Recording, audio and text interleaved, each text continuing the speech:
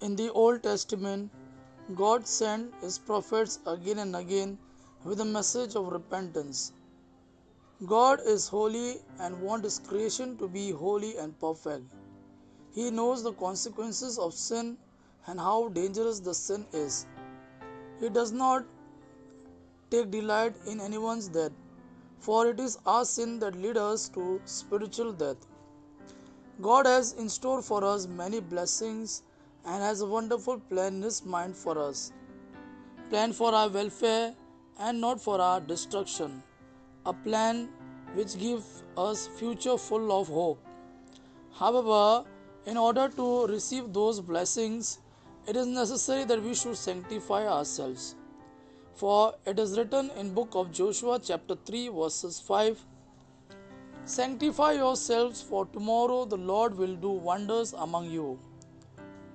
Then question comes, how can we sanctify ourselves? Sanctification starts with repentance. If we repent of our sin and our wrongdoings, our God is holy and righteous. He will forgive our sins and He will cleanse us from all unrighteousness and evil. God, through His Spirit, will purify and clean us from all filthy and unwanted things that we have accumulated in our hearts and in our minds by living according to the standard of this world. Let us then separate ourselves from every evil companion who will lead us into sin and from every occasion of sin. Through the grace of God and power of the Holy Spirit, let us lead a life of holiness and purity. For God has said in Book of Leviticus chapter 20 verses 7, Consecrate yourselves therefore and be holy, for I am the Lord your God.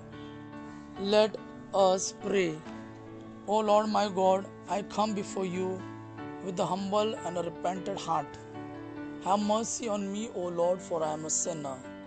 I surrender all my sinfulness and all my wrongdoings before you. And I pray to you, Lord, to take away every evil which is there within my mind and my heart.